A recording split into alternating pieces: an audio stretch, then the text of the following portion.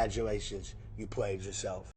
That's just a stupid boulder. It's not just a boulder. It's a rock. A rock. A rock. It's a big, beautiful old rock. Oh, the pioneers used to ride these babies for miles, and it's a great. All right, guys. So I need to be able to hear you clearly. Oh All right. my So tell gosh. Let's go. We finally got through those technical difficulties. So you got you're recording now? Yes, sir. Yes. All right. Oh man, how have you been doing with this whole coronavirus thing? Here's the I'm doing decent. Here's the thing, like I'm working right now. I'm a landscaper. I cut grass. That's seen as essential because, you know, if the grass gets too tall, you know, it's a public health hazard. You know, insects start living there, especially mosquitoes, which could contribute to transmission and whatnot. So yeah, I'm still working, and so is my brother who works with me, and my parents are still working, and my sister's still working, and everyone's still working that I know. So it's like, it's almost like business as usual, but with the, you know, the blanket of forebodance over our entire society right now. You know what I mean? It's kind of weird. Yeah, my county in California just announced that you have to wear a face mask or you're gonna get a fine. Yeah, outside? Yep. Yeah. Well, let's think, if everyone wears a face mask, even just a surgical mask, if you have it, that greatly reduces the chances that you transmit it to somebody else. So, people say, oh, it doesn't really protect yourself. But yeah, but if everyone's wearing it, it's like everyone's protected. You know what I mean? Better safe than sorry, So that's type thing. Yeah, that's a good thing. It's looking like the numbers are actually starting to flatten out, too. So, I think we didn't jump on it quite as early as we could have, but for most of the country, I think that this thing isn't going to be the, like, 100,000, 200,000 dead that we thought it was going to be. It might just be, like, I'm saying, like, maybe 50,000 as, like, oh, that's a favorable outcome. Obviously, that many people dying is a bad thing, but I'm a feeling that we're going to get out of this where it could have been much worse. Yeah, I agree. I think that it's not as bad as most people anticipated, to like the real bad extreme, but at least it's getting better to a certain extent. Not in New York, anyway. Oh, God. It's not getting better in New York. No, it's... I posted on Facebook, I think I said day one of waiting for Daddy Trump's stimulus check. Right. Oh, is it they officially going out now? No, they said if you have the direct deposit thing, for what I know, it could come between the 9th and the 14th. But if you get your, like, tax checks through the mail, like they have it mailed to you, it could come as, like, late May. Alright, so I got direct deposit dates. We'll see, what day's today? 7th? Okay, so I should expect it by next week. That's what I was thinking, too. I was like, damn, I could pay all my bills and be fine for a little bit. I'm yeah, like... I put away a decent amount to my 401k with my checks, but I'm looking at, oh damn, I'm probably about to get a $1,600 check from work, then a $1,200 check from Papa Trump. Oh gosh, I'm gonna be looking pretty, real pretty. Can I ask you a personal question? Yeah, go ahead. Do you have kids? No. Are you married? I do not. No. Oh yeah, girls are gross. We don't talk to girls. No, I'm not gonna talk about my love life, but so not too long ago, I ended a long relationship. Not a long relationship, but I was sort of seeing somebody. I didn't really tell any of my friends. I usually don't tell my friends about anybody I'm seeing. Yeah, unless they last a while. Yeah, because, like, you don't want to tell them about someone new, only for them to kind of get it, like, somewhat decently, like, what's that word, acclimated with them, and then they just leave you like, or, like, get some expectations, like, oh, you know, maybe start, like, talking to her on Facebook or whatever, because they think, like, oh, yeah, this guy's gonna, you know, start posting memes or something. I got friends like that. I'm just like, God, don't start talking to her, then we break up, and then all of a sudden I have to see her all the time in your timeline because you guys are fucking memeing at each other. Oh my goodness. And then, like in my case, that girl that I was seeing would date my friend. I'm like, god damn. It's not like it hurts. It's not like it hurts, but it's like, it leaves a bad taste in your mouth. Right. See, at least from what I understand, me and my friends, we don't date people that each other date. Like, that's just not a thing that really happens. Mm-hmm. It's like, it's just weird, and it could lead to bad shit, and like, obviously there could be exceptions based on like unique situations where people broken up, mm-hmm. or like if, like, say I broke up with a girl and it's maybe like half a year later, and she's hitting it off with one of my friends. I'd be like, as long as there wasn't any bad blood, I'd be like, all right, yeah, sure. Mm-hmm. If you like her that much, you think like, oh, she could be the one, as some people would say. Yeah, go for it. Does the one even exist? I'm like, that sounds like some fairy tale anime shit. So it doesn't exist until it does. Yeah, it's kind of like you never really know until it actually hits you, but there's no point in like waiting around for someone like that. Like, just a waste of life right there. You find them, they'll fall into your lap. You like a destined or a true love doesn't exist until you meet the person who fills the criteria. You didn't even watch my first live stream, Ravioli. He didn't watch, guys. He didn't watch my first live stream. I'm sorry, dude. I'm working 12 and a half hours a day right now. Bro, I'm just kidding. I know you were. You literally, your timeline was like, I'm working. Yeah. Go to work. Live paper podcast. Yeah, that's my week schedule right now. It's go to work, podcast, go to work. Actually, last night we did a live LOL podcast. I think it's pretty fun. I think I'm gonna start streaming a lot more, well, at least for this second channel. Now, the first one, it's already like grown to a point where it's gonna gain people, but I think it's more beneficial to live stream something that is revolving around League compared to what my first channel is. Right, yeah. But I can come and pop in. What are you talking about, like, on your podcast besides, like, or not the podcast, the live streams, besides the 100 Thieves thing? You're just talking, just shooting the shit? I don't know what we talked. We talked about a lot yesterday. A lot of people wanted us to discuss the LPL. We talked about the LCK. The LCK is getting franchised.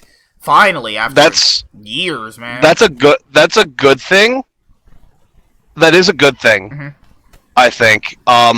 Obviously, franchising is great for players. It means they get to get paid more. I'm not 100% about the salaries in South Korea, but I have a feeling they're probably pretty comparable to North America. Maybe a little bit less because there's just less money in sports over there in general. I'm pretty sure. They said that they'll roughly get about $75K a year. Really? Yeah, that's not too bad, actually. That's a really It's not too bad, but I'm pretty sure the average LCS player makes like $100K. Why are we counting our LCS players in that? They're like, dude, just think about this. Apollo is getting $100K. What the fuck? Well, it's about who watches. People watch the LCS, therefore people get... Like, just because our players are mechanically worse doesn't mean that people don't want to watch it. People like to watch their own region. That's true. I can respect that, honestly.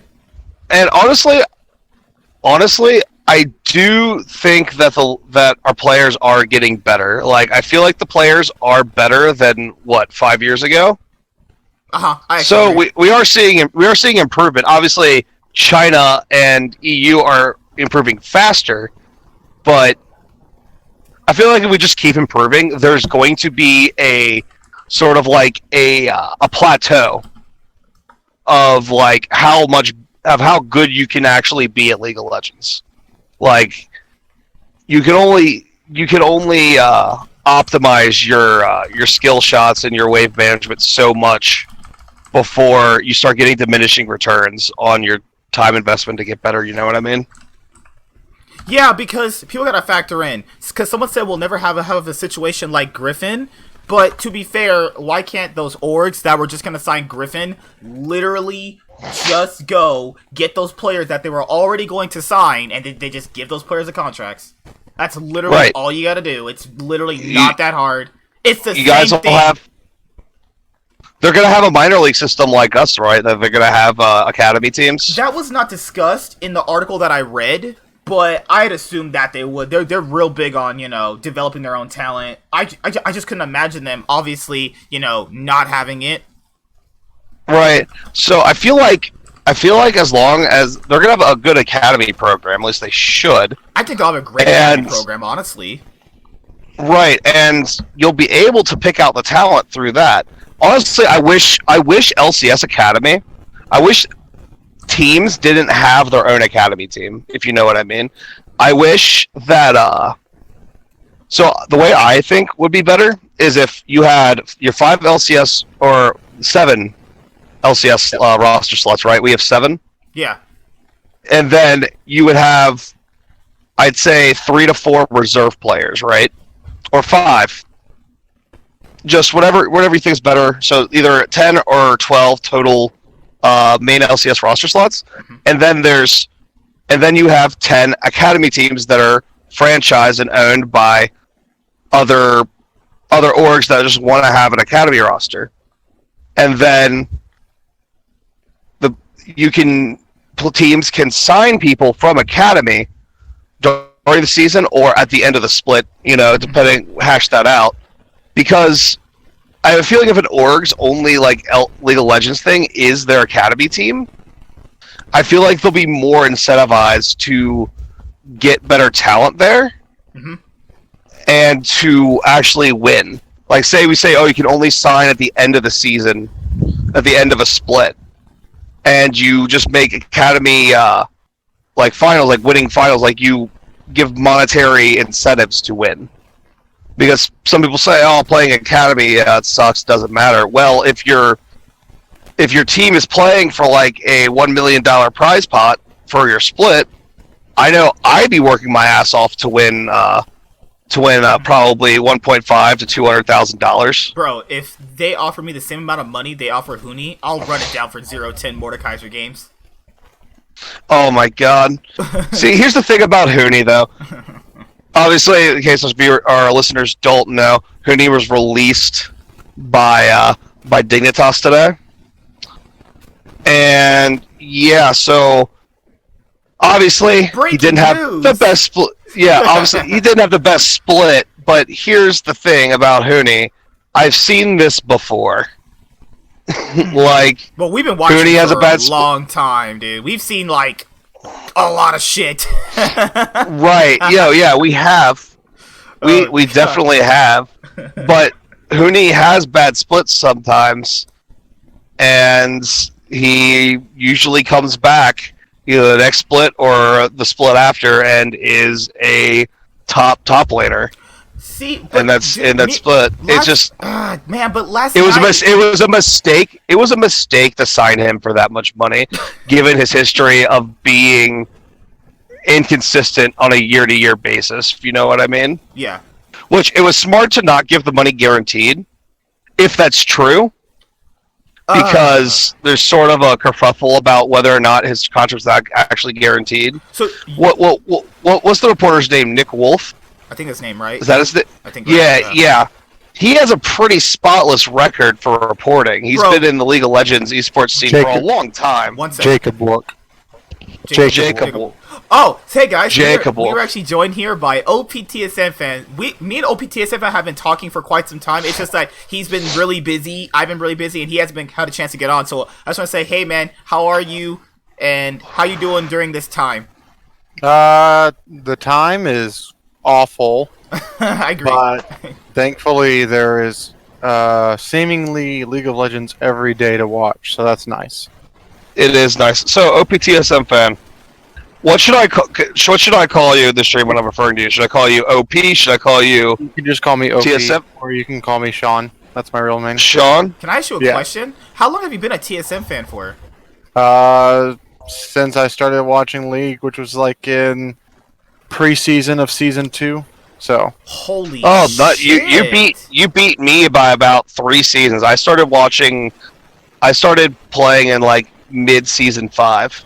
Yeah, no, I've been playing this game for a while, and I really like TSM. Why did you So Why did you choose so- TSM as your org to support? I mean, I'm not go ahead. Actually, at the time, it's because I was watching Moscow 5, and I didn't know that North America had a scene for League of Legends for whatever reason, like a professional scene. And then I saw Moscow 5 beat TSM in some game, I believe it was, and then or something like that. And then I was like, oh, TSM. And I looked, and then I really liked the Odd One. I thought he was super funny, and I played jungle. And then I was just like, well, I'm going to be a TSM fan. And then I found out that they were like the Patriots. So then I kind of felt bad about that, but I still kept on rooting for them. So Yeah, I mean, I became a Cloud9 fan because honestly, I just like the personalities. I like Sneaky. Impact was like my favorite player for a while. Mhm. Yeah, it's just Meteos, of course. High. I loved how High was basically the most. He was like the brain yeah, of the LCS. Yeah, he was just that guy Mhm. who would outthink his opponents, and I thought that was really cool. And obviously, C9, they might not be the Patriots, but goddamn if they're not good every single year. No, yeah, So, they're kind of like the Red Sox to the Yankees of TSM or something. God. If you want. Right, Yeah. right, yeah. I was about to say, I was like, oh, why was he a TSM fan? I was about to interject. Well, it seems like from season 2 to I'd say about season 7, season 8, after Double Lift left TSM fan, everyone was a freaking TSM fan. Like, Jesus Christ, everyone was. Yeah. It's why all the other fans didn't like them, not because, honestly, for me, it wasn't that they won all the time. It was just like, oh my god, their fans can get sort of obnoxious. Oh yeah, they do get really obnoxious, actually. I think they've been a little bit humbled over this past couple years, though. Well, Ooh. I think the ones who aren't there anymore were the ones that needed humbling, and they're not there anymore. So Yeah, they weren't real fans. yeah, bandwagons. But so I have a question. As a TSM fan, do you see Cloud9 as TSM's true rival nowadays? Obviously, in the past it was CLG. Oh, As I don't TSM has a rival right now. In any way, you have to be good for it to be a rivalry. I mean, But like, I I mean, mean- if you want to talk about it, I think it's only more of a rivalry between them and Team Liquid just because of Double Lift. I think that's primarily the main kind of rival in some ways. But now with Sven going over there, I mean, if you look at almost every team, there's a former TSM member. You got Sven on Cloud9, Double Lift on Team Liquid. You got Santorin on FlyQuest. You got Hanser on Golden Guardians. You got Sven Skaren on EG. Yep. Nobody on Yep. 100 of these. But so it's like, there's all storyline, Yeah. 6 separation degrees of going to TSM or whatever. right. It's the same way with Cloud9. Look around the league, and most teams have a they build their former talent. Cloud9. They build their talent. Yeah, they build their talent and they trade it away to get a good player, what they see as an upgrade from other teams. Yeah. Like they don't really sign players; they basically trade for them using talent they build up. But I was about to say, like, yeah, TSM isn't that great right now, but like you just said, Yankees and Red Sox. It's not like the Red Sox or the Yankees are both really good every year, but they're still rivals. You know what I mean? It seems like Cloud9 and TSM. You take out obviously the Team Liquid the past 2 years. They are the two most winningest teams in LCS history. Yeah, Obviously, you take Team Liquid Super Team out of the equation. I just think when I think of rivalries, when I see that we play Cloud9, I don't like get a extra. Oh man, this is super important. It's just like, oh god, what's Reaper gonna draft against us? Or, when we play Team Liquid, I'm just like, yeah, I want to see them lose. But still, when we play CLG, I'm just like, God, I really hope we beat them. Like, even when they suck, I just want to beat the crap out of CLG. Oh, okay. So it's still CLG really for you. Like, a I came in during the time when it was. as a skill independent rivalry. Like, it doesn't matter how good you are, how good they are. That's the game you circle on your calendar. Like, I hope we clap them. Yeah, Okay. just because I grew up in the fuck it Bay life, so Ooh, Oh, okay. shit. yeah. Yeah. Okay. I mean, for me, I just love how close the C9 TSM games traditionally are. They're usually like the best games of the split. Honestly, those teams, the worst team usually plays up to the competition of the other team. It seems like. Yeah, generally speaking, it's always good. I would hope for a playoff series between them, which would have to be finals. But Yeah. unless Evil Geniuses beat Cloud9 in some way. Mm. So Which means they'll fight them earlier because C9 will just go to losers. And here's the thing. Here's the scary part about everyone else in the LCS right now for these playoffs. It's like, oh, maybe EG can pull an upset. Do you think this Cloud9 team loses 2 best of 5s? There is a world where it happens. I don't believe it is the simulation we are currently in. Right. But I mean, if they do, it would be because they lost. Hinted. Well, no, I think it would be more because of TSM. Because I think the second time that they would lose a best of 5 would have to be against TSM. They wouldn't lose to EG this weekend and then lose to EG again in the finals. Like, I don't see that. No, the thing is, like, TSM does have one thing going for them, whereas Bjergsen, if he's playing to his potential, to the skill level he had in previous years and not the middling performance mostly of this year, they can actually withstand, at least in the mid lane, the mid jungle 2v2 of Blabber and Niski. I still think C9 has the better players this year, but it's not like Ryoma and Meteos 2v2, you know what I mean? It's not an obvious weakness. Yeah. I think the bot lane is going to be a highly exploitable in this hypothetical series. I think TSM needs to figure out a strategy to neutralize their bot lane gap. But I think that coming into the split, OPTSM fan, did you believe that TSM had the better players? Because that's what I thought too. I thought they were gonna be at least second to TL. Honestly, So yeah, I thought when I came in, I was like most people, where I thought, well, I know 2 things: is that Golden Guardians is 10th and Team Liquid is 1st. And then I had a group of 3 after Golden Guardians, where it was Immortals, Dignitas, and actually FlyQuest for me, because I really didn't Wow. think that I'm not a huge fan of Power of Evil, and I didn't think that just upgrading Ignar was going to be a huge thing.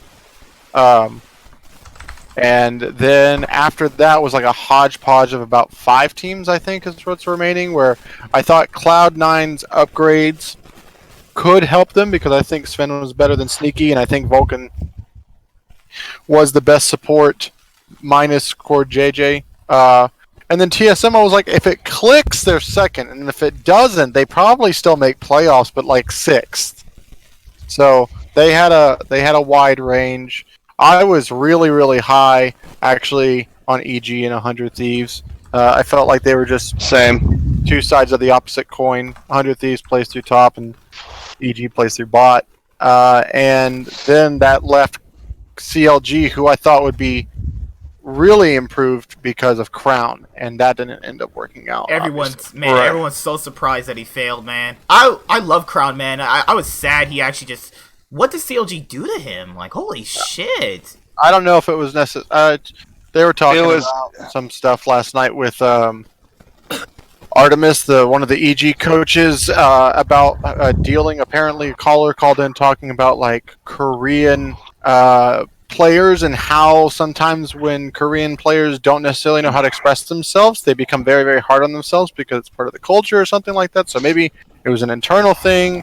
Maybe it was just he didn't get along with Weldon or anything like that. And I think the one thing that I definitely did not take into account is that CLG lost Irian, who is now the head coach for EG, and I think that has a lot to do with their success and the lack thereof for CLG. So you were super sleeping on Cloud9.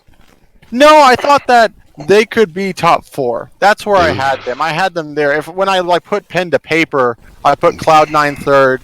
I mean Cloud9 second, TSM third, Evil Geniuses fourth. So, Okay. Yeah, I think I was the only person that I saw on the internet actually putting Cloud9 first this split before the split happened, and I had actually concrete reasons for it. well, you look great now. Yeah, I thought, given that Cloud9 tends to get the best out of their players all the time, like they're just really well coached. So any player they bring in, I pretty much expect them to be playing at like the peak level that I've seen them in other teams. So Sven, I thought, he was arguably the best ADC in EU when he was over there. I think he's going to get back to that level. I thought Vulcan was super. He was competing with Core JJ for best support in NA last split. I don't think he quite got there, but he was in the same tier. You know what I mean? If Core JJ was an A+, he was like an A, maybe an A-. And then, I thought Blabber was going to continue to improve and rein in his aggression. And I thought Niski would continue to improve under Cloud9, which happens pretty much for every player. Yeah. One thing that they get their hands on. One thing I wanted to ask him was that what was your favorite TSM roster of all time? I mean, is it any The any 2016? surprise? The 2016? Yeah. I'll be honest with you, that no one really knows this, but I have not watched a single TSM Legends episode since our second go around at Worlds, right before they let go of Doublelift. So like when they lost to Misfits and WE in that group or whatever it was, I was up at a friend's house when we were watching it, and then like I just kind of felt empty. Good lord. Holy And, shit. And then I did not watch even the final episode, the TSM Legends episode from that, like their Worlds. So like I haven't watched any of that stuff. I've been a whole lot busier, granted, but I didn't make any time to do that. So that's my favorite. I feel that. What I wanted to ask was that made a lot of sense to me too. Like I still watch, but it's really weird looking back on some of those games. Like just recently, TSM could have got out of that group since they beat Misfits that game, and then Misfits lost to World Elite. That means TSM could have got out of the group though. But TSM ended up losing to Flash Wolves. Flash Wolves were 0. Oh my god, they were so shit. Yeah, I look back at all those times, and then like I felt really bad about it then, but then I just noticed like it's a Doublelift thing apparently, and I'm not saying he's the problem. It's just there seems to be now. You can say he was the problem when he entered into Victor, and that's fine, but that's like one play. Mm-hmm. It's not a thing, but I don't know what it is characteristically about teams that he happens to be on, but they're always at the cusp. And he even tweeted about it last year at Worlds that he's always 3-3. He is always 3-3. The last time he didn't go 3-3 was when he was the first seed for CLG, and they didn't make it out of Group A because they lost to Pain Gaming, and it was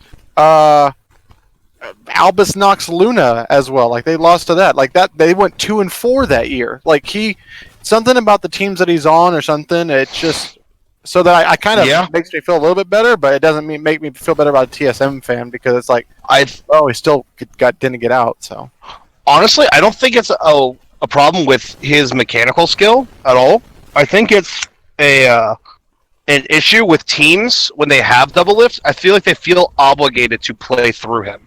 I don't know if the So- teams feel obligated because a good coach or a good, anybody who's in charge would be able to do that. I think it's a limitation set by Double Lift that to where when the pressure is on, you naturally, like when you go back home to hang out with your parents or anything like that. If y'all do that, or whatever, if you're stuck there for quarantine. You kind of revert back to certain ways when you're in a certain environment, and when pressure is put upon you, you revert back to certain game styles that you do. Now, I give Double Lift credit because he's not like a Forgiven who's gonna just revert all the way back and think this is the only way we can do it because it's the only way I know. He has been able to adapt, but like we even saw evidence of that this split with him not being able to adapt to Senna. It's an extremely supportive ADC who is not the type of ADC that has like a lot of uptime, has to scale really, really hard, and is more of a supportive to allow other players to make the plays. And it's just a different way to play ADC. And we also saw his first misfortune game of his entire career this split, which is weird to think because there's been other times when misfortune has been really, really good. But Double Lift has always been a player who has a certain champ that he likes and he tunnels on it. Whether it was Lelouch a while ago, it was Ezreal for a long time, it was Kaisa for a long time as well. So these are trends that you see. Do I think Double Lift is the reason why his teams don't get out? No, I don't think that. I just find it very interesting that it seems to be that every single team that Double Lift is on, he is always the hope for North America because he is one of the greatest, if not the greatest, AD carry to ever play in North America. But he always gets the same results. So I just find that interesting. Well, he's the hope before the games start, and then, as we all know, it turns out Cloud9 is the last hope for North America almost every year. Almost. It's just odd because usually TSM has had better teams than Cloud9, but Cloud9, let's say out of the past 6 years, I think they've missed groups twice. Well, So they missed last year. they missed last year. They missed in 2015. 2015. Yeah. And that was it. Every other year they've gotten out of groups.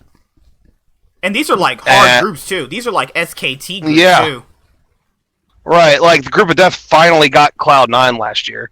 It finally put them in the dirt. Well, like to be fair, Griffin and G2 were so much better than Cloud9. Like it was a miracle that they even would win certain games against them in general.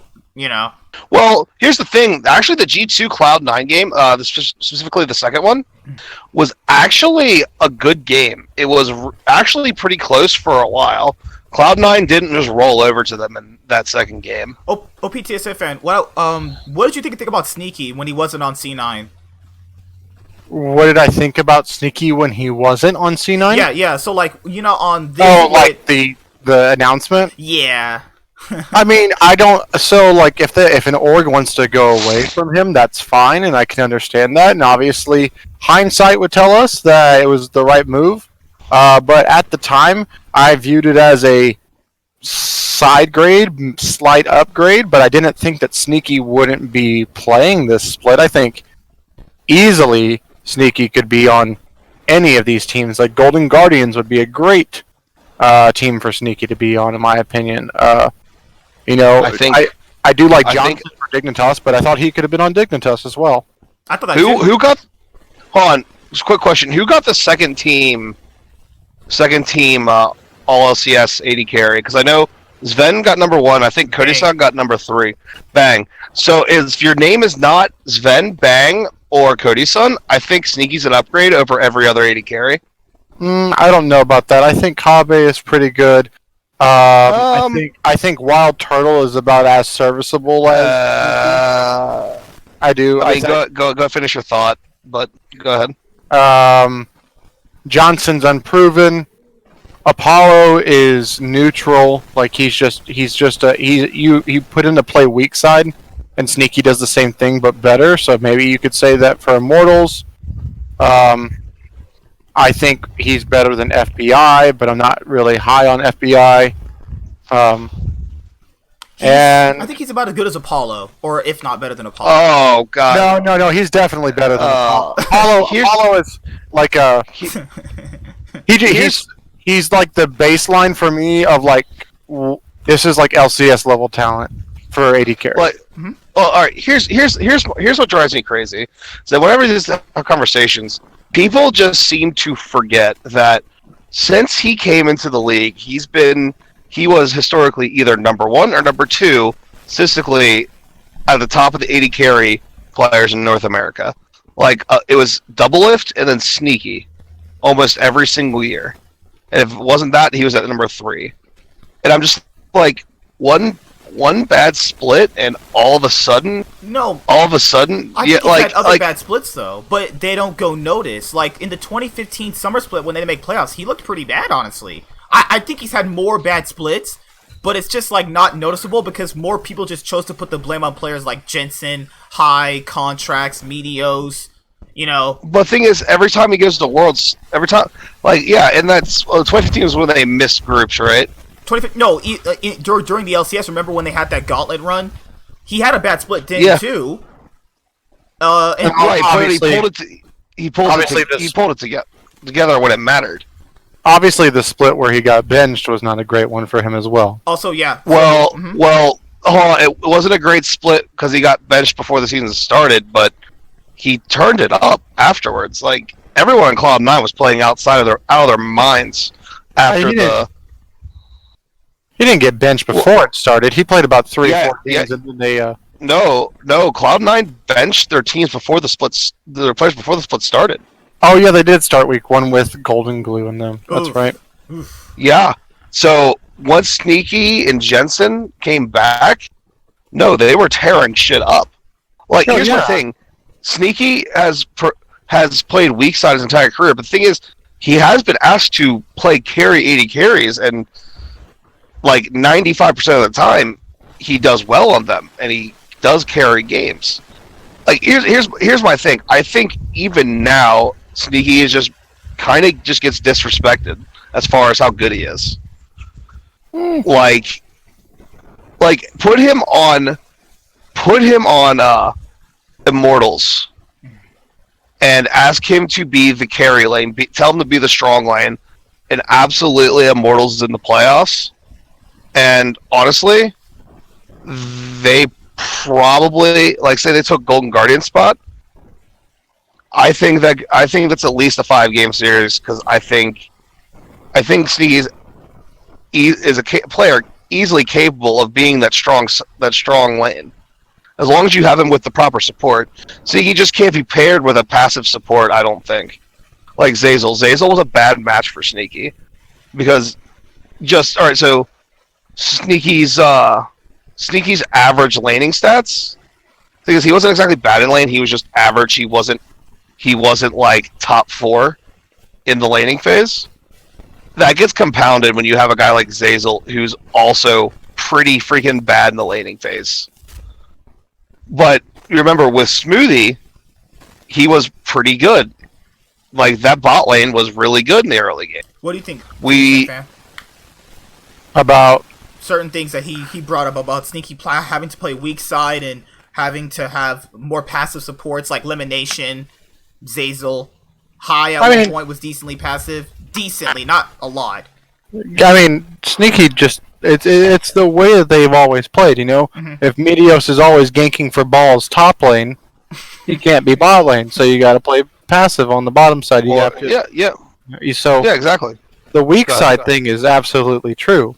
That's the role that Sneaky would play the I'm gonna farm and go a little bit even, lose gracefully if I have to, and then I'll just out team fight you later. And I don't think that's like a knock on him. And I think the thing is that maybe where I will disagree is that you say that he doesn't get he gets disrespected for as good as he is. I don't think it's that. I just don't think that you're seeing the outright praise towards him like Doublelift because of the way that Sneaky plays. He doesn't play feed me gold and I will carry sort of thing. It's just he's the walk silently and carry a big gun or axe if he's Draven or something like that. Like Sneaky was always on the forefront of trying the new picks. He was the first Draven in LCS. First I think Jhin. he was one Jhin? of First Jhin. Jhin. I remember that. I think he was like one of the first Callistas as well.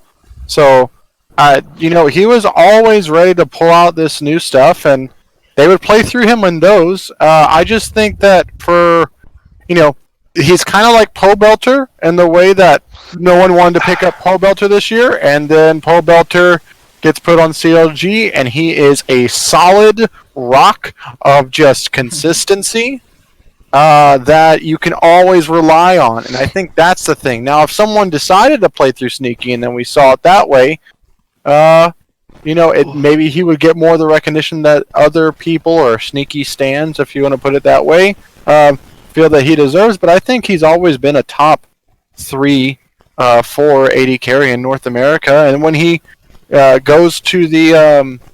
I think the reason why he does so well internationally, or did so well, is because international play most ADCs from these eastern regions like to stat check a lot in lane, and they like to trade with you a whole lot, but Sneaky can just take that and not feel pressured because he is playing weak side.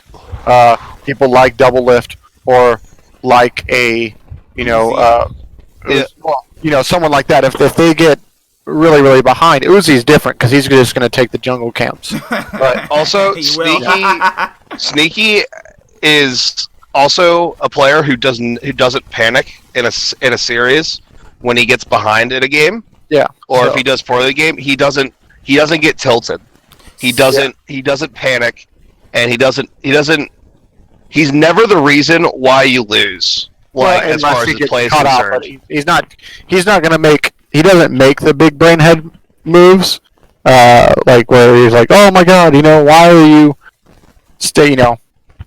doing a Sven in the Team Liquid game or something like that. Like, that's not going to happen, but that's the only way that he is the reason. So I feel this way because all right, so you go back to, what was it, 2 years ago when they made their deep run in the Worlds. You remember when he was playing against Uzi? There was a game where he outright beat Uzi in lane with his Lucian. But then there was the game before where he got destroyed too. Right. Well, of course. Right. That happened. So, I'm just saying, any game where any AD carry just beats Uzi in lane tells me that player is good enough to be a strong side player against lesser teams. Sure, you're not going to expect that to be your game plan every game against RNG, but you go to NA, you can't tell me that you couldn't play through Uzi or play through Sneaky as your strong side and beat teams and beat most of the teams in the LCS. See, it's the thing though, is that historically, honestly, his best champions usually that I've seen were always honestly the early mid game AD carries, like the Lucian, like the Jhin. It seems like he pops off on those.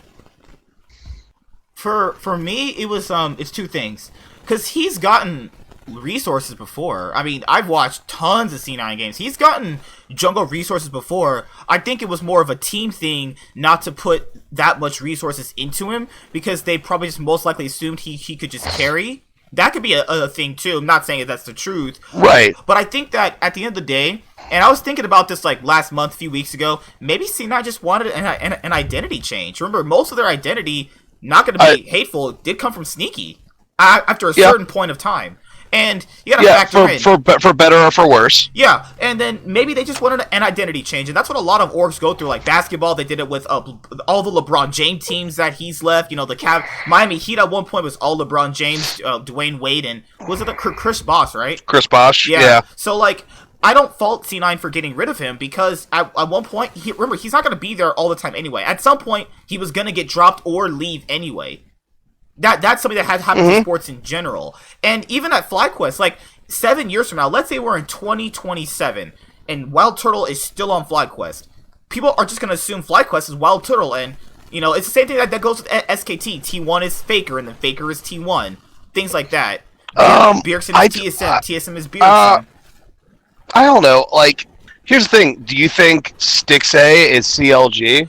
No, Like- because he's not good. And he's not relevant. Actually, Right, but here's the thing. Like, I don't. You just brought up Wild Turtle. I actually don't. I just straight up reject the idea that Wild Turtle has been better than Sneaky no, at I'm not literally saying he's any better. point in his I'm career. not saying he's better. I'm saying from a organizational standpoint, like you know how they're looked at. People are Yeah. We'll just downright isn't FlyQuest that Wild Turtle team? Oh, Beerson, isn't that TSM team? Like C9 is more or less so. Well, previously for a good amount of better for worse, it was kind of like that Sneaky team that always kind of got second place. But they performed at Worlds because I feel like the attitude he brought allowed them to play people who were better than teams that like Double Lift was on, because I feel like Double Lift would just try to essentially just try to shove his dick in lane as hard as he could, whether or not it worked or not.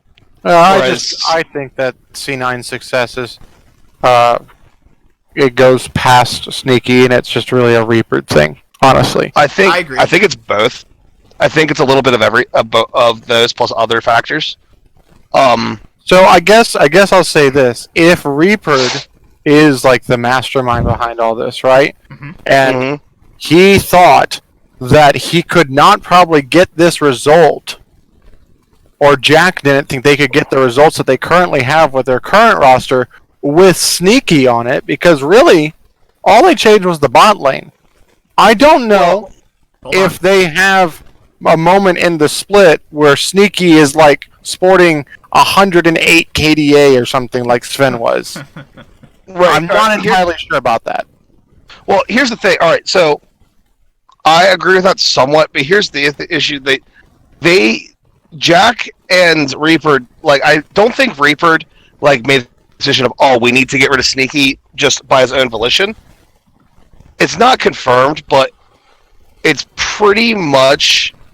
It's almost an open secret that it was Licorice and Nisky who wanted a change in the bot lane. See, this is where I disagree And- with that to a little extent. Because remember, in one of his videos, he said people approached me and asked me what I wanted changed. So who do we know approached him first? Reaper, Jack, Westrice, one of the coaches, Rapid Star. Since I think the players can give their opinion, but at the end of the day, it's going to be Jack or Reaper's decision to get rid of him, though. They can give their opinion. Well, hold on. Here's the thing. If Licorice says we need to make improvements in the bot lane, Was he wrong? I really though? would like. No, but the thing is, I think they obviously wouldn't be as good, but I think the team would be would also have seen vast improvements if they just got a different support. Like they signed Vulcan. You have Sneaky Vulcan in the bot lane. But it's what Zazel said I too. think- Remember, Zazel said they weren't even playing together. You know what I mean? Like Zazel said they weren't even like duoing together. Like I just don't know what his worth for Sneaky's work ethic is, because I don't think Zazel will just come out and lie and say they weren't working together in terms of like duoing off screen and stuff like that. So if he's not duoing with the support to get synergy, how can they really be better then? Well, that is an issue. I think Sneaky's work ethic was sort of an issue, maybe, or was like the work ethic wasn't as good as they would like it to be. Because I know a lot of teams don't, especially this split. I don't think any other team was practicing and just had a training regimen as intense as C9's. Like they brought in a guy who trained Navy SEALs to be there to help them out with their training. So obviously they made a huge change, and you're right. Maybe Sneaky just wasn't on board with that. Like he's like, listen, I don't necessarily think I want to go through all this. But I want to ask. Maybe you're right on that. OPTSM But fan. Wait, what's that sound? Yeah. Oh, sorry. Wind. OPTSM fan. What did you think about when Dardoch joined TSM early on this year? Did you think he was gonna be like super toxic, or just he was okay? No, I did. No, so when Dardoch came onto the scene for Team Liquid, like when he was announced as like their jungler and everything, and he was like, "Oh my god, big new North American jungler."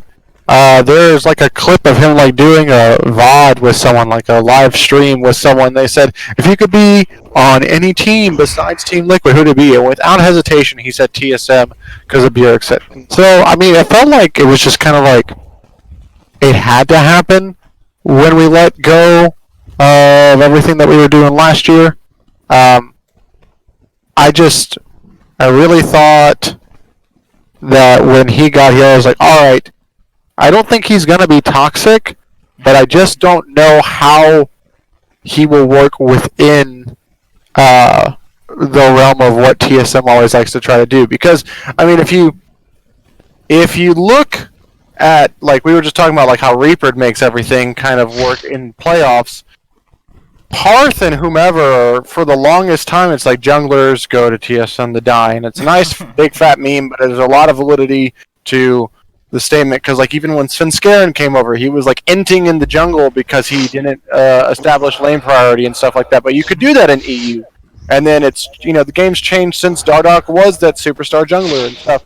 And we've seen flashes of it, but we've also seen moments of him being on different pages than his solo laners. So I mean, I was excited for it. I was glad that he was the pick. Obviously, you needed a North American jungler, and I don't think there was a better one to choose. So what about you guys getting Xmithie? Well, hold on. Oh yeah, go ahead. Yeah, as I say, you say you don't think you got a better one. TSM should have broke the bank for Xmithie, I thought. I thought it was the right choice to make. I just don't think it was going to happen. Now, it was my pipe dream. I just never saw it happening. If we could have gotten Xmithie, then you would have needed to, in my opinion, have a carry in the bot lane, as not someone like Kabe, which, like, it was rumored that, like, TSM really, really wanted Upset, but they couldn't buy him out, so that's why he went to Origin as opposed to TSM. But you would have needed to get a different carry, someone who was going to draw pressure in the bot lane, because Xmithie would have been really good with Bjergsen, in my opinion. I think that would have been a really nice duo of roaming, and Xmithie gives up so much to help his laners out all the time, and you saw that even in Immortals, where he's giving up a lot to help out significantly.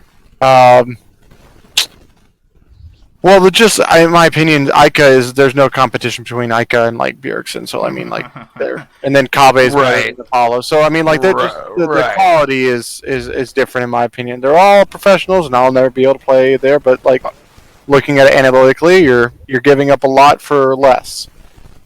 All right, I have a question then to close out on the sneaky talk, because I wanted to ask one more question, so I'll lead into it with this. An interesting thought of sneaky on TSM. TSM likes to play, mid jungle and then top lane as their carry lanes. Instead of a carry bot laner, get arguably the LCS's best weak side AD carry.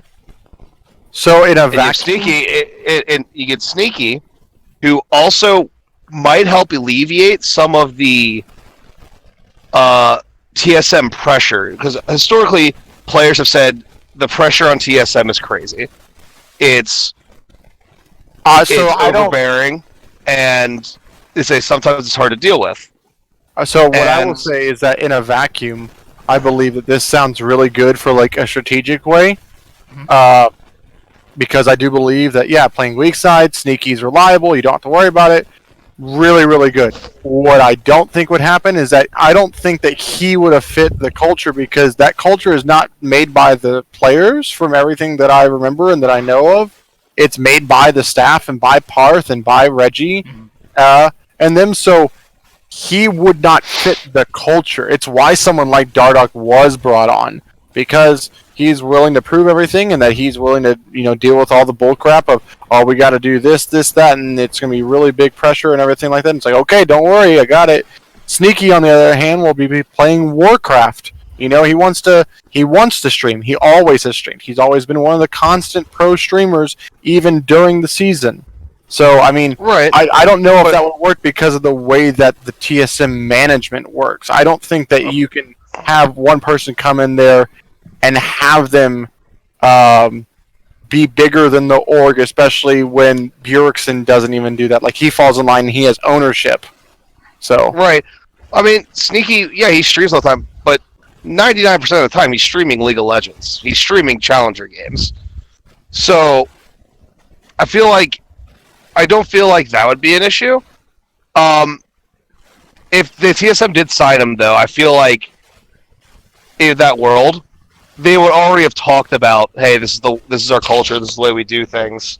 yeah, okay. So like, if he does get signed, then sure. But in your hypothetical world where he didn't want to be a part of C9 because of the Navy SEAL, I mean, I'm not saying TSM SEALs over there, but they're definitely not running a loose ship, So I mean that guy has over 99% confirmed kills, so kind of intense. Yeah, But, I mean, Reggie has over 99 confirmed blue cards, so I mean, it's. Fuck. But Hold on. if it did happen, it would have been a great PR move. It would have made so many C9 fans move over to TSM just for Sneaky, and you would have had great content to make. Because can you imagine Biofrost and Sneaky in the same lane? Like, that's a that would be great. that's a very, very the boys spotlight, Yeah, I think. Yeah, it would have been great. That would have been like that double lift moving to TSM. It'd probably been almost bigger, if not bigger than that. Oh my god, he left his rival team to join the other rival team that he's lost to for like 2 years straight. Oh my god. That'd be pretty cool, though. Alright, so I'm sorry, I lied. There was another question. Alright, so on a scale of 1 to 10, how excited are you for Summer Split if TSM breaks the bank and they go out, they sign Sneaky, and then they also trade for Xmithy? What hypothetical world is this? Man, what happened tomorrow? That's what I need to know. Like, do we just get 0-3? So they win. So they beat 100 Thieves, but it's not because of their bot lane. It's because they exploit the mid jungle 2v2 gap. That's very obvious. That C9 showed the world that's there.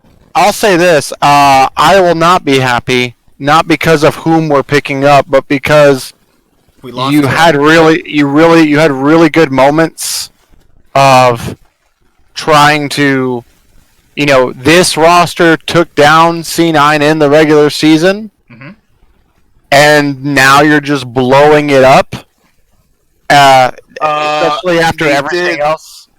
It was a 9-9 split, dude. Like, yeah, I mean, that's fine. You guys picked up a game off of, like.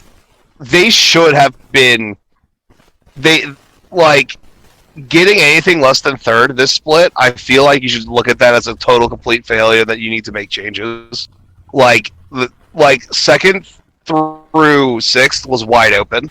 It was wide open. I guess that we should feel the same way for pretty much every team not named Cloud9. Not named Cloud9. Yeah, you really should. Yeah, I just don't believe that though. I think that's really they're like, so 100 Thieves got third and EG got second, but like the EG will tell you they weren't proud of it, but like they got second, right? And so with that being said, you can take what you've gotten and improve upon it next year. If you take a 9-9 finish where everyone else is 9-9, and you just improve what you already have and try to get better practice in, you've worked on the things together, because when you bring in new pieces, there's new problems, and this entire past time that you've been working on, everything just goes out the window. So I think to restart over at scratch for a team that did make playoffs is kind of, I would question management so much if we blew it up and got Xfinity and Sneaky. Here's the thing, though. If you make those moves, you aren't removing what actually was the strong part of TSM. The strong part of TSM this season was mid and top. And like the first 15 minutes of jungle. Yeah, but your top's not getting strong because he's solo killing everyone, it's because of the way that Dardoch's pathing and his early game jungling was really, really good. Yes, the first 15 minutes. Yeah. And then he made incredibly bad decisions after that. So I know, So, like, but like, so you change the TSM entire team throws- dynamic by doing Right, by but doing it the way. But I don't think it's comfortable to say Smithy's just a better jungler than Dardoch. That's I think he's definitely a more consistent jungler. Yes. Yeah, because the thing is, Smithy, it's not something TSM probably didn't think they could ever win a championship with Smithy. That's in their eyes, you know, because the reason why these players aren't getting picked up by certain teams that most people would like is because the owners and the coaches don't see them as potential players they can win with. for some Yeah, reason anyway. I mean, there are many people who are right about that stuff. There are many people who are wrong. You know, we're seeing it like TSM wasn't able to perform really well with Sven, and Sven was with his lifelong, you know, support, and now he's not, and now he's popping off again. You know, there's other ones where like Sven Skaren did not look like his MVP caliber self. This almost for the majority of this entire split, but he did on Cloud9. So it's like some teams made the correct call, and then other teams didn't. Now, granted, I did just talk about two people who were or currently are on C9, so that's a little bit, you know, looking at like the best team, and then also what I consider to be the best coach. I don't think it's controversial to say Reaper has been the best coach in North America since he's got here. Really? Jack's been the best. He's always losing off season in the eyes of the public, and then winning. Bro, the amount of like salt thrown. If you go to like the C9 just YouTube page, you don't have to subscribe to it. Just go to the video where they announce Sven. The amount of salt that people probably have from what they said is probably over 9,000. Oh my god, dude! Is it 2005? No. Oh god. It's I gotta call you. Anyway, so the last question we can move on to the games. live. Is so I'm gonna go ahead and go on a limb and say, given that imports are extremely unlikely for the summer split because of the coronavirus outbreak, and I don't think people are gonna be able to move, you have to sign a North America talent if you want to make moves before summer. I would say Sneaky is probably the best player available for North American teams. Who do you think Sneaky would sign with? And also, who do you think would be the best fit? Who would be the most improved if they signed him?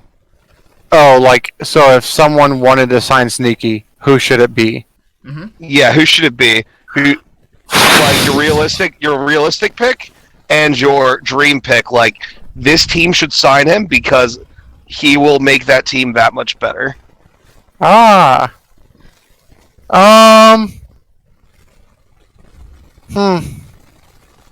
I think the best choice would be Golden Guardians. Mainly just because I think they need someone there to kind of be reliable. I don't look at FBI and say, yeah, he can help carry late. You know, Yeah. you know, he's had a revolving door at support. You know, even though Keith is not technically a support in my opinion, but he has hands. So says that is a fact. We all have hands. This is confirmed. We all have hands. You know, if you want to put him on Immortals, I think you have to get a different support as well. Not saying that Hakuo is bad. I just think Apollo Hakuo just really works very well together, and they always have. So it's like, you know, there's good and bad for that. But I also don't think that him on Immortals might make sense. But I think he would actually become the focal point. So if you just want to plug and play, then, you know, I think the most realistic is Golden Guardians because they're not kicking Stixxay off of CLG for whatever reason. Dignitas is not going to move away from Johnson. I think Johnson is a very, very strong player. But also, I mean, He like at least has potential anyway. I potential. Yeah, I mean him and Tactical, who is like another AD carry that most people would probably look at before Sneaky, just because of whatever reason that they may decide that they want a young talent as opposed to someone like Sneaky, who is over the hill in esport age, I guess. But yeah, I think it would have to just be Golden Guardians because I don't see FlyQuest making a change. CLG won't make a change. Dignitas won't do anything. And of all the teams that are am I forgetting someone? Immortals? No. No. Yeah. I'm gonna throw out a name. FlyQuest. Yeah. No. I said no. FlyQuest. No. I don't think it would. Here's the thing. Be like they wouldn't do it because it's Turtle, like from a PR move and everything of what they're doing, because he's basically, besides like it would be like suggesting him or Santorin leaving. I think is kind of just like you're not understanding that those guys are the two people that run the face of FlyQuest. And then also I'm while you and me may disagree on Turtle's strength or his overall skill, I think that consensus would be from a lot of people, at least owners, because like if FlyQuest thought that Nikki was good over Turtle, they probably would have made the move with Ignar, but that's all. Well, here's the thing. Sneaky had offers. He just chose not to take them because the teams that offered him contracts, he said he didn't think they'd be winning organizations. I mean, he wasn't wrong. He wasn't wrong. I could see him. I could have saw him got an offer from FlyQuest and then turn it down. Here's the thing you have to consider. FlyQuest is a new organization, or new-ish since franchising, and they're looking to get long-time fans. Who has the better presence? Who has the better face as far as League of Legends fans? Wild Turtle or Sneaky? It's pretty obvious that it's Sneaky. I would say, they both came around the scene around the exact same time. They're both kind of meme lords, and Turtle was on a more successful organization initially, so. Mm-hmm. But you're ignoring the fact that Sneaky just has more people who watch him nowadays. I mean, he is a much bigger streamer. He has a much larger fan base. I think that FlyQuest doing this for a PR move is not exactly what we were talking about in the beginning. You said, I'm trying to paint the whole picture here. Okay. The whole picture is, I do think, all right. So either he's a side grade, or I believe he's an upgrade over Wild Turtle. I believe that Sneaky for his entire career has been better than Wild Turtle, but say it's a side grade. You get a better name, a bigger name, and there are droves and droves of Sneaky fans who will watch FlyQuest, they will buy FlyQuest merch, and they will be devoted fans to that team just because Sneaky is there. Yeah, I mean, that's fine. That's a fact. Sneaky himself, if you look, like, he, in a stream, I think, in any given stream, has more people in it than a lot of teams have fans altogether. Like he just has a much bigger presence, and it would be great for building the brand. Also, with his meme status and just the way he conducts himself, so the way he talks, I think it would fit really well with their wallflower, save the trees-esque branding that they're doing. Yeah, that's why I think that they're getting the fans that they want for the way that they want to operate themselves. And if there was a team that really wanted a meme lord, I think it would have to be Dignitas, in my opinion. But so I mean, sure, I can sort of understand your points, but it seems like it would be more for building a fan base, which is FlyQuest is a team that's still currently in playoffs, and if you make a move to build a fan base, then I don't think that you're really trying to improve much. I mean, obviously we're in playoffs right now. All these moves would happen after they would be eliminated. I don't think. Who do they play? Who does FlyQuest play next? They will play the winner of. They'll play the winner of TSM without 100 Thieves. So let's move to that. Oh, yeah. So tomorrow we have 100 Thieves versus TSM. Now, we have a TSM fan here, so he's going to say they're going to win. 3-1, right? Honestly, it's It's tough. So you have Zix over at 100 Thieves, who just got let go by us this past offseason. And both teams have very, very similar styles, where their strong point of the map is their top triangle.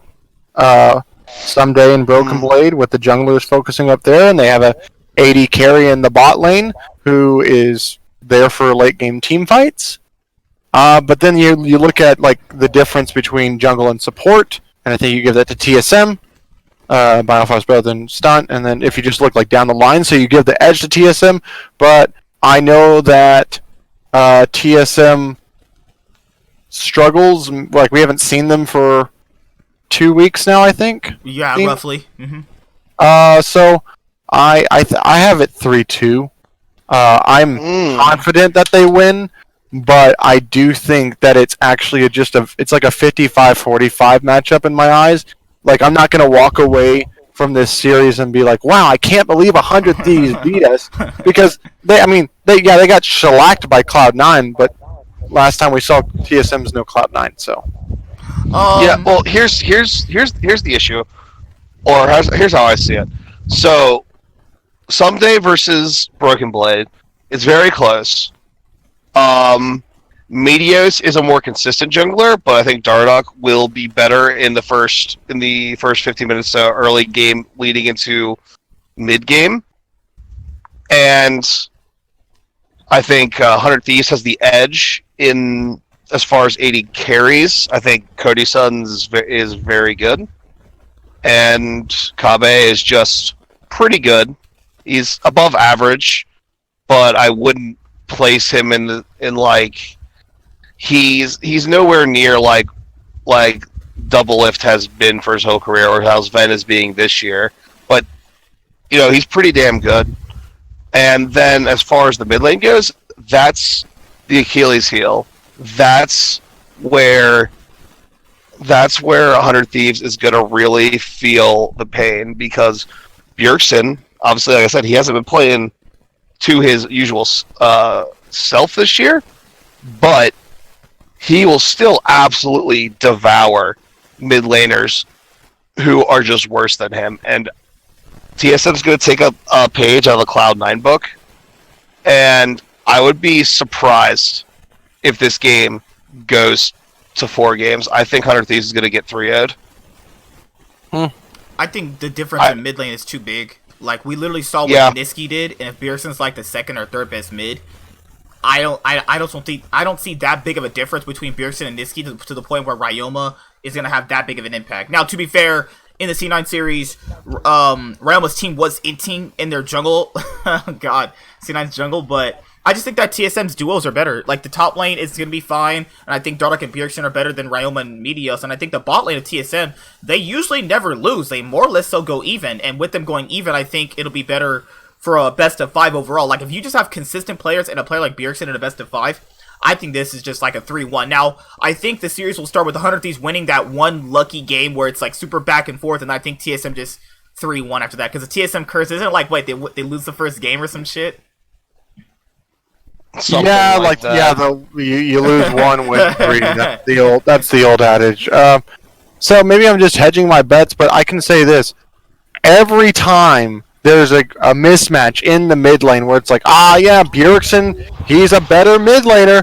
Bjergsen does not play like Niski, to where Niski wants to be doing being go to all the side lanes and everything like that. Now Bjergsen, if he wants to be put on like a Taliyah or something like that, that might happen. But what I can say is that every time that there is like this big skill matchup, TSM in draft don't put him in a position to carry his own weight. Mm-hmm. They make it about like, is our team comp extremely cohesive in all forms of the game? And you're just like, put him on LeBlanc and make him just shit down Ryoma's throat. Like those are the things that you don't see from TSM drafts and anything more.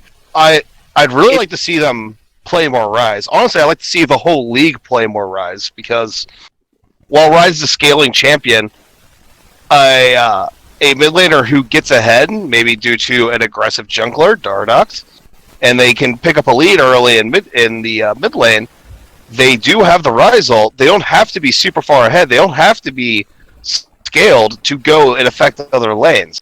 Yeah, And- what I will say is I do think that we'll probably see, if TSM is on red side, maybe like if it's game 2 or game 3,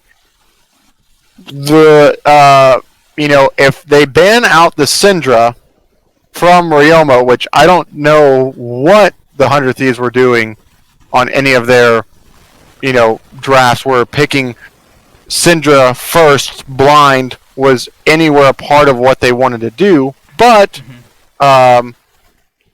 if you take that away, because you're taking away from Bjergsen as well, you'll see a Kassadin pick from him, like we saw from Power. That'll be a champion where Bjergsen will be able to take over.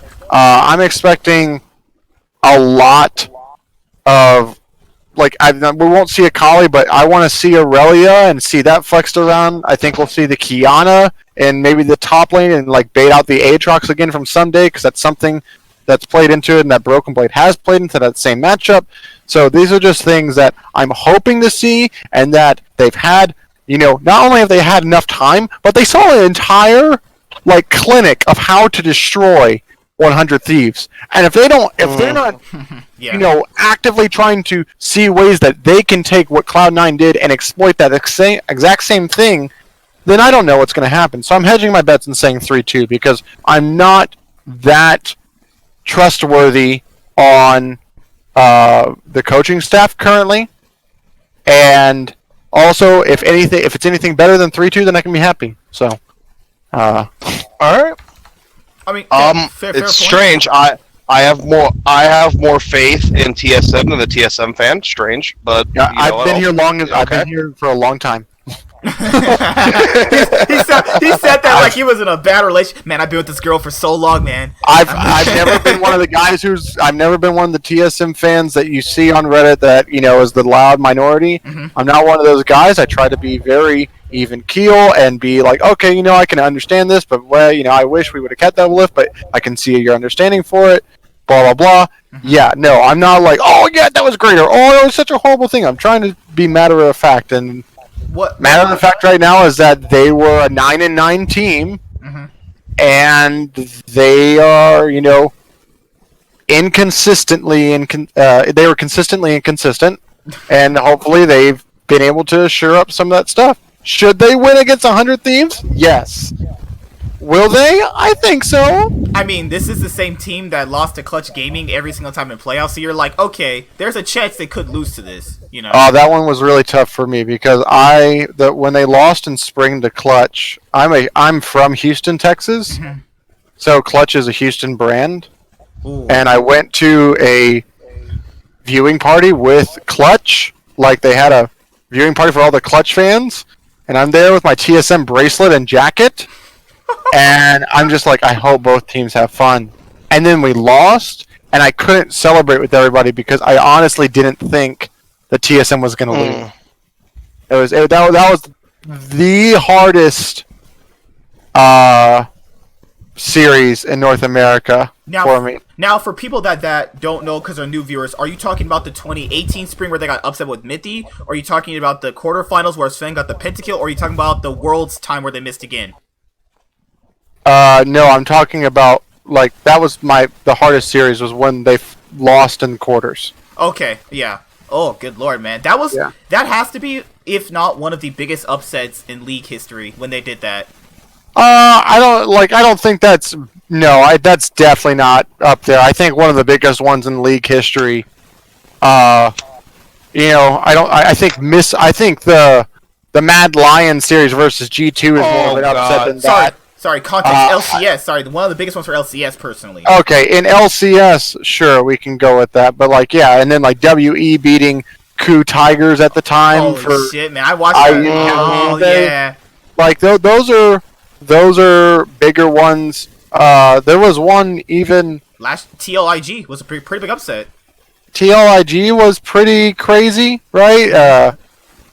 That's kind of crazy. So there's other ones. But sorry guys, I was talking about in the context of the context of LCS. TSM had always made finals. You could even say though the Phoenix 1 game that TSM lost in their. Yeah, I remember that. I remember TSM. They literally could have went 18-0. I think that TSM roster with the 2016 TSM, that was the best LCS team we ever had. I mean, you're talking like best of threes. They barely lost Nick- games.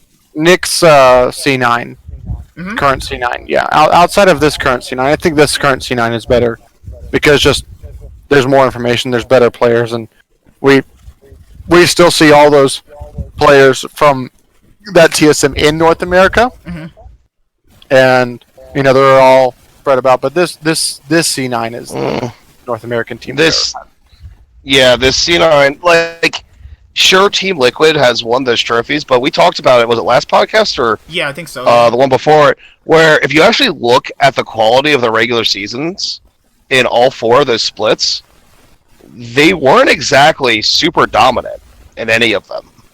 Like, they lost games in those splits, and even last year in the summer split playoffs, they almost lost the Clutch and should have lost the Cloud9. But So, I don't think. Yeah, I don't know if I would say People- should have, but they were close. Yes. they C9 botched a team fight in Game 4 that they probably should have won. but Yeah, the C9 series and even the TSM series in the spring for finals was yeah. Oh, it's like when Jensen forgot he had Flash and ult on Echo against TSM. Jesus Christ. Zonias, yeah. Oh shit! Don't remind me of that. But guys, Oh. what he's saying is like he's not like a fanboy. He's a fan of the team, and he can see when they have flaws and weaknesses. That's basically what I think he's that's yeah. It's like I'm a fan in the term that I cheer for the team. I'm not a fan as a fanatic, where I just yeah. avoid logic for everything that I think of. He's not a fanboy that's like, oh my god, Avengers Infinity War, that's the best superhero movie ever, and no one can tell me otherwise. And all Wait, hold on. Avengers Endgame is the No, I'm just, damn. OPT Infinity War was better.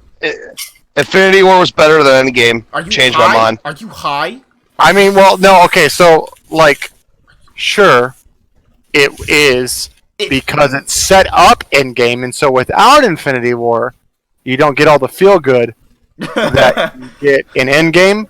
But outside of like some plot errors and stuff I don't really like in Endgame, you can't deny that the feelings and the emotion that you felt watching Endgame was like one of the best feelings ever. I mean, like today's the 1 year anniversary, so.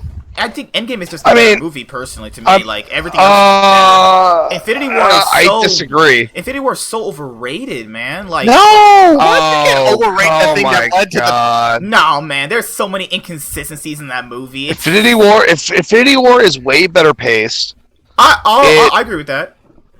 Well, yeah, that's easy. Yeah, because... Endgame is like I like Endgame a lot, but like it's sort of carried by its last 45 minutes, No, man. which is like Well, that's only because its pacing is horrible. So yeah, sure. yeah, right. I can see that. All I'm saying is like those last 45 minutes make everything worth it. Like without those last 45 minutes, Infinity War is not even as good as it would be because bro. there'd be no finality to the stuff that happened in Infinity. I mean, here's the thing. Hold on. The thing is, you could view Infinity War as its own standalone movie. Like, just watch Infinity War and just pretend there's nothing else after it, and Thanos just wins. I still think, taking out the context of Endgame afterwards, it's still a better movie. Here's what I'll ask to you guys before we actually end, because I know TSM fan, he probably has to go. What is your favorite MCU movie?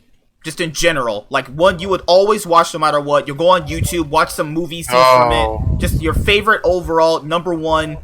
It could be Iron Man 2, some trash like that, and I'll still respect you. Oh, Thor Ragnarok is the best. I hate you, MCU Ravioli! God! But I can understand you. But I can understand it. Followed by Guardians of the Galaxy Volume 1. Yeah, I don't know exactly what I would say, like off the top of my head, but I can see a world where I'm just like, give me Doctor Strange every day of the week. Dude, that movie was good. People said it was like boring. That movie was actually really good. Like, No, I really Yeah, it like was. Doctor Strange. There's also like I like Spider-Man, but it's not like one of the best ones. I still haven't seen the new one, so don't I spoil haven't on seen that. it either. I'm gonna watch it tonight and review it for my main channel. Yeah, but I like Doctor Strange. I think, Super underrated though. Super underrated. No one really liked it that much. I think what the worst one is Thor: Dark World. I was gonna say Captain Marvel. Yeah. I was gonna say- No, I love Captain Marvel. Oh, What God. the Okay, fuck? we Ew. can't talk. Ew. Oh, no, Brie- no, we love Brie you Lar- guys. Brie Larson is God. If she didn't have Nick Fury to bounce off of, she would have been as flat as a piece of paper that whole movie. Like, Yeah, that's a really good thing you're saying there. Hey, if the person didn't have a co-star to bounce off of, it would be really bland.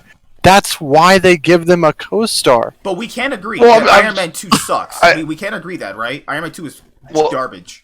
no, we can't. Hold on, I'm not done. I'm not think done Iron Man here. 2 is actually better in some ways. Like the storyline is better than of Iron Man 3. I agree. Iron Man 3 actually is still bad. But so But Thor the I Dark World, just- Thor the Dark World stunk. Okay, It's just, oof, God. Shit's let's bad. not. Actually, you know what? Let's move on because I don't want to turn this into a Brie Larson bashing podcast. No, guys, we all love each other. It's just all for good and fun. My favorite, if you guys ever watch me, mine is still Civil War. Like, Civil War's that's really a great good. one. Civil Yeah, War is that's my Civil War is all-time really good. favorite. If I had like a top three, it'd be like Civil War, Black Panther. It's hard to say Endgame over Winter Soldier. It's like, that's a hard one right there. The first Iron Man is still pretty good. The first Avengers movie is still really good. Oh, First Avengers The has first a Avengers. really good place in my heart. Yeah, I'm same here, man. Here's the thing though. I feel like they didn't. I think the first Avengers movie is the worst of the Avengers movies. TSN, I feel A like lot of people would say Age of Ultron. Age of Ultron. No, I that's think bad. it's better. No, it's not. All right, so go watch it again. And here's the thing: a lot of the characters in the original Avengers movie, like Thor, they didn't know what the hell to do with Thor as a character until almost Thor Ragnarok. Like, he was so wildly inconsistent in his personality until that point.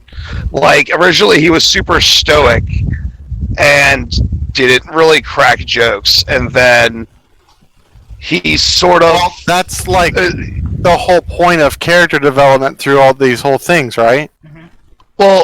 character development, but it sort of happens all at once. Wait, Like, we're just going through these movies: Thor, Dark World, Avengers Age of Ultron, and then we just get to Ragnarok, and all of a sudden he's just a goofball.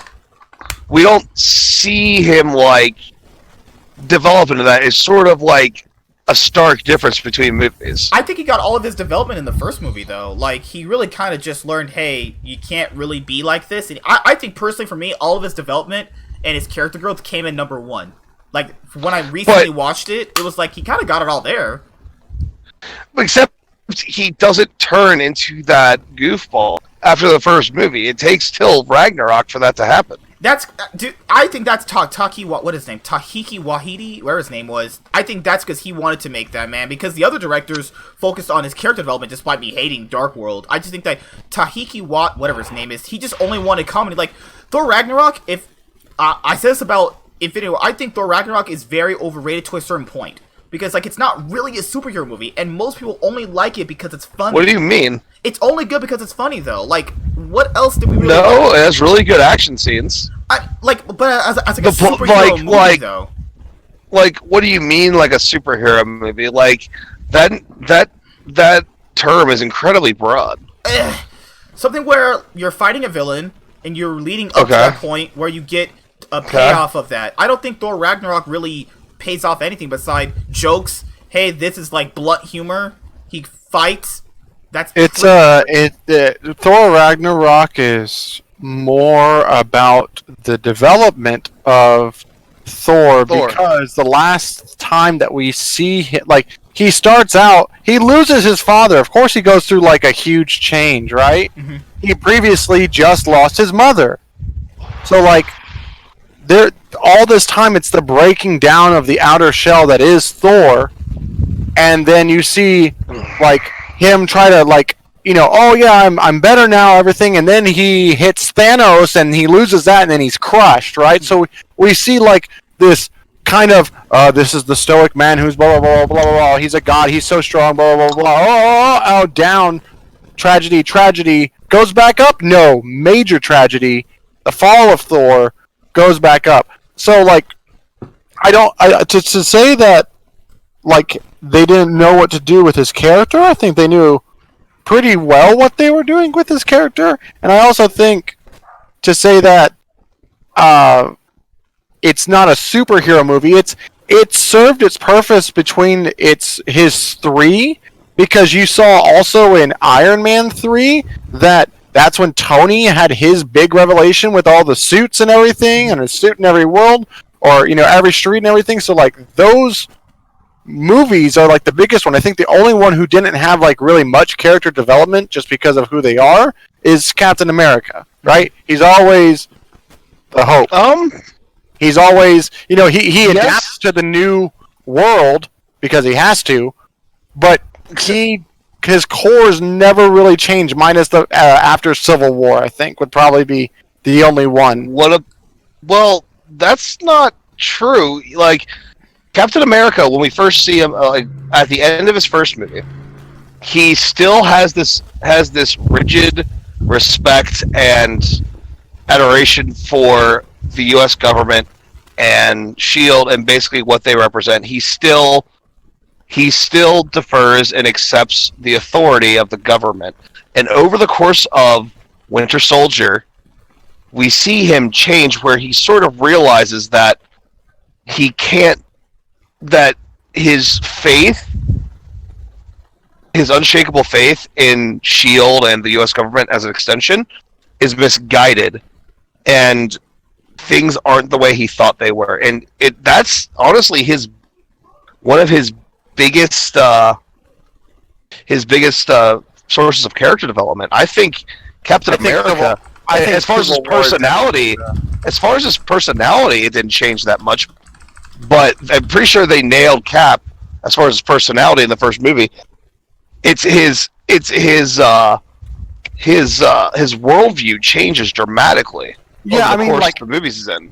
I think Civil War is the one that really does it. Yeah, there's the hints and the inklings of like, oh well, hey, there's Hydra and SHIELD. That's cool. Like now I have trust issues, and then Civil War is like, okay, payoff. I've seen this before, and now I have the full development. So like that's why, like because he's still there for Bucky all the time, even to a fault at some places. So like there's a lot of that still there.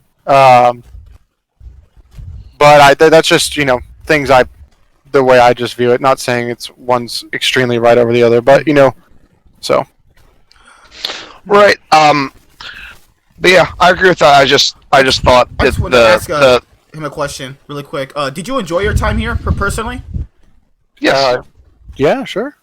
Oh yeah, I always try to make sure the guests are comfortable. Everyone comes here. You speak your mind. If someone disagrees, obviously, it's nothing. People hate each other over. That's what I make sure.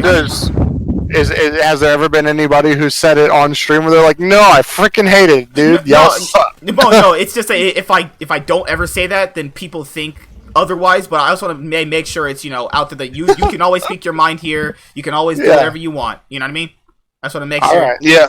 No, it's all good. Can I have one more LCS shout out before we end? Fuck you. No, I'm just kidding.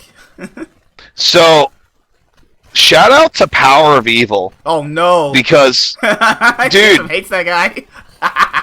Power of Evil was incredible. No, yeah, he performed extremely well this whole season, let alone just today. So, in the playoff series against EG, he was the one player who was just performing well every single game.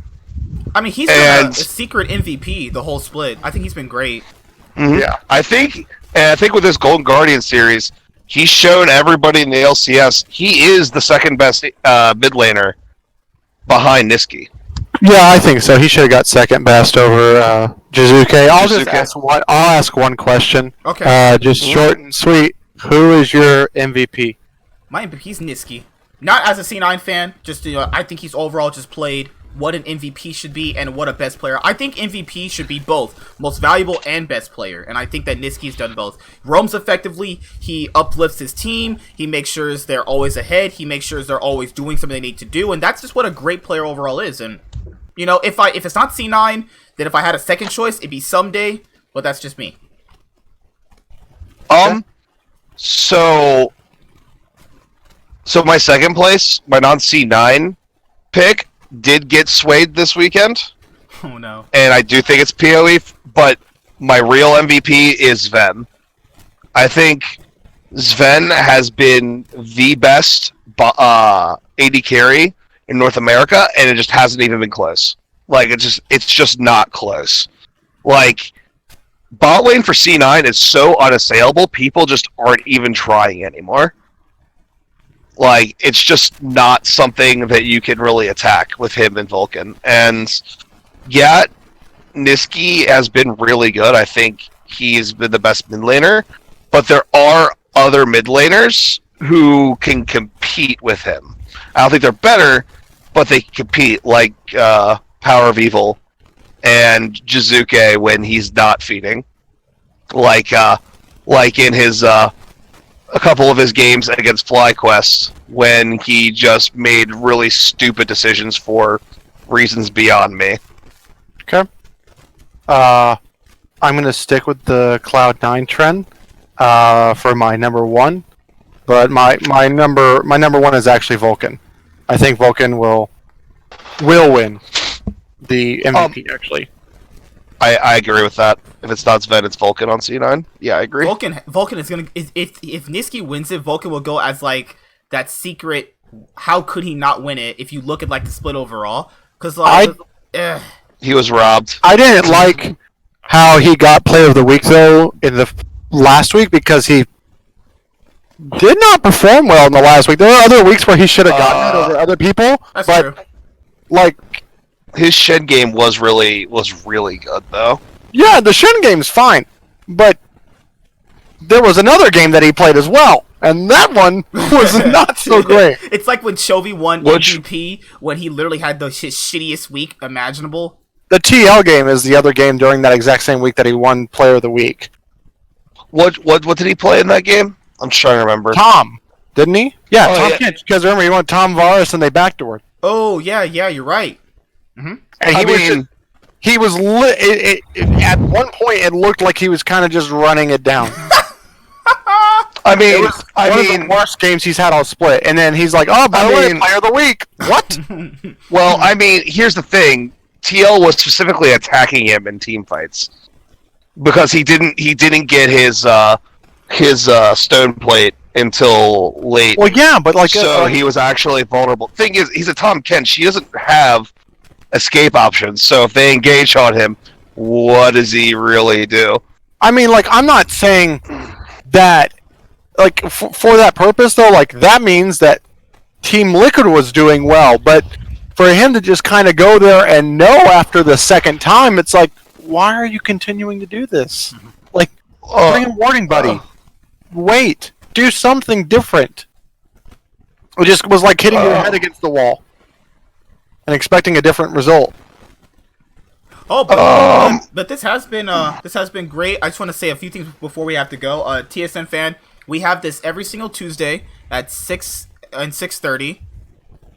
Eastern or what? Well, if you're on Eastern, what time would that be for you? No, I'm not Eastern.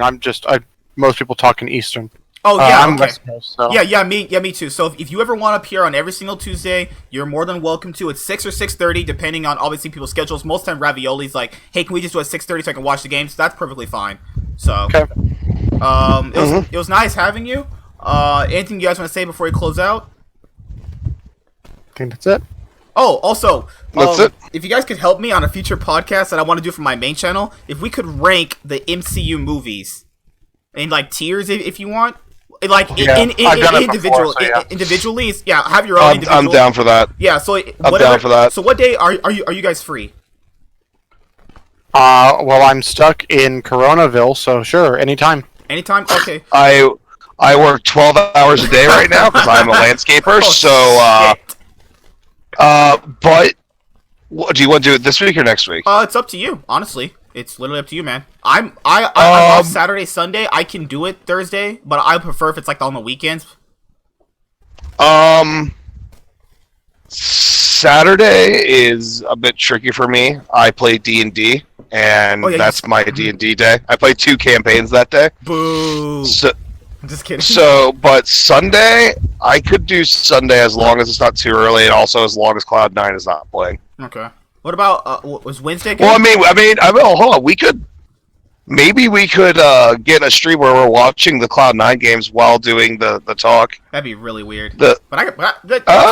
That's fine. It's like a watch party, and we're just talking about.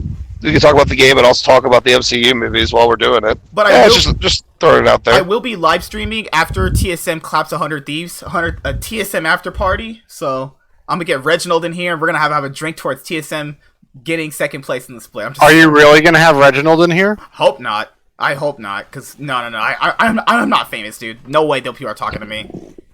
Reginald's the problem. He's the owner's the problem. That's weird though, because people always say Reginald's the issue, but he is the owner. He is paying all their salaries, so it's like, is he really a problem though? Well, we'll find out, I guess, right? That's true. Yep. I'll see you guys later. Like, comment, subscribe, most of all, enjoy. See you guys on potentially this week or next week to rank our MCU movies, but that's not gonna be on this podcast, guys. This is gonna be on my main channel. But I'll have it here if you guys ever want to see it too. So, anything you guys want to say before we close out? No, appreciate it, man. See you guys later. Peace. Have a good day. See ya. Hashtag Black Panther best MCU movie.